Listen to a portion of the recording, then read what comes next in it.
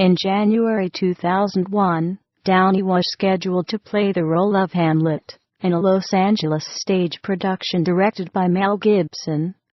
Before the end of his first season on Ally McBeal, Downey was arrested during Thanksgiving 2000 when his room at Merv Griffin's Hotel and Givenchy Spa in Palm Springs, California was searched by the police, who were responding to an anonymous 911 call. Downey was under the influence of a controlled substance and in possession of cocaine and Valium. Despite the fact that if convicted he could face a prison sentence of up to 4 years and 8 months, he signed on to appear in at least 8 more Ally McBeal episodes. In April 2001, while he was on parole, a Los Angeles police officer found him wandering barefoot in Culver City, near southwest Los Angeles. He was arrested for suspicion of being under the influence of drugs, but was released a few hours later, even though tests showed he had cocaine in his system. After this last arrest, producer David E. Kelley and other Ally McBeal executives ordered last-minute rewrites and reshoots, and dismissed Downey from the show, despite the fact that Downey's character had resuscitated Ally McBeal's ratings. The Culver City arrest also cost him a role in the high-profile film America's Sweethearts. In July 2001, he pleaded no contest to the Palm Springs charges, avoiding jail time. He was instead sent into drug rehabilitation and put on a 3-year probation, benefiting from the California Proposition 36, which had been passed the year before and aims to help nonviolent drug offenders overcome their addictions instead of sending them to jail. The book Conversations with Woody Allen reports that director Woody Allen wanted to cast Downey and Winona Ryder in his film Melinda and Melinda in 2000, but was unable to do so because he could not get insurance on them, saying, "We couldn't get bonded. The completion bonding companies would not bond the picture unless we could insure them. We were heartbroken because I had worked with Winona before on Celebrity and thought she was perfect for this and wanted to work with her again. And I had always wanted to work with Bob Downey and always thought he was a huge talent."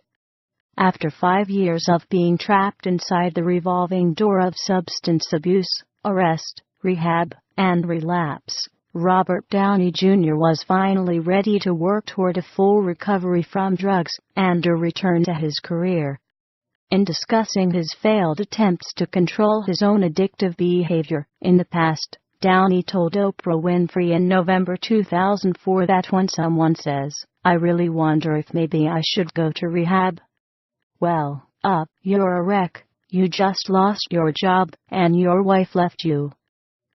You might want to give it a shot.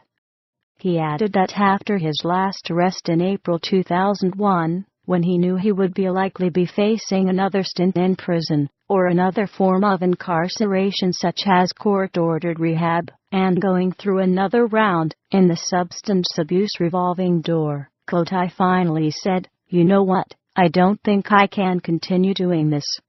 And I reached out for help. And I ran with it. You can reach out for help in kind of a half-assed way, and you'll get it, and you won't take advantage of it.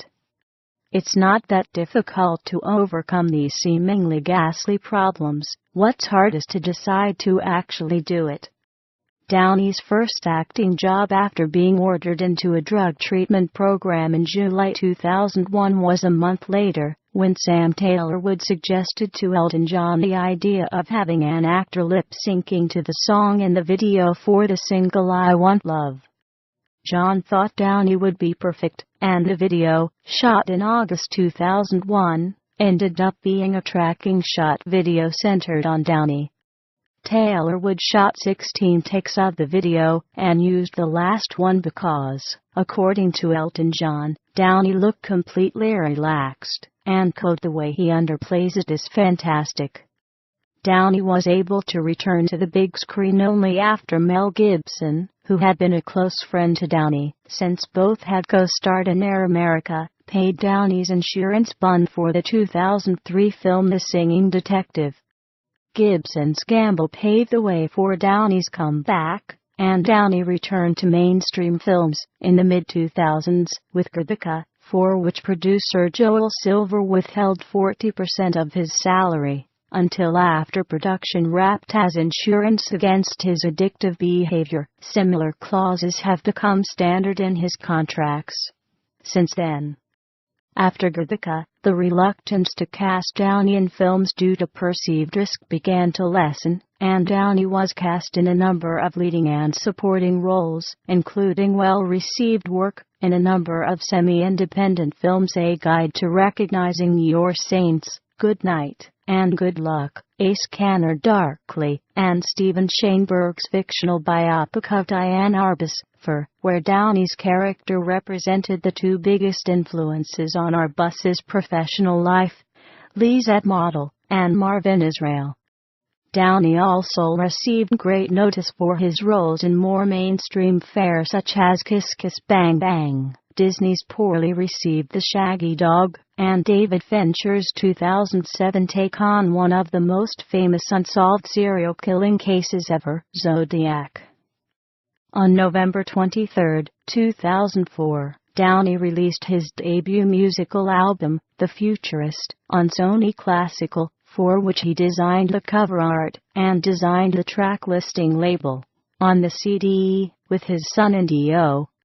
The album received mixed reviews, but Downey stated in 2006 that he probably won't do another album, as he felt that the energy he put on doing the album was not compensated. In 2004, Downey was named Man of the Year by Harvard's Hasty Pudding Theatricals. In 2006, Downey returned to his television roots as he guest-starred on Family Guy in the episode The Fat Guy Strangler.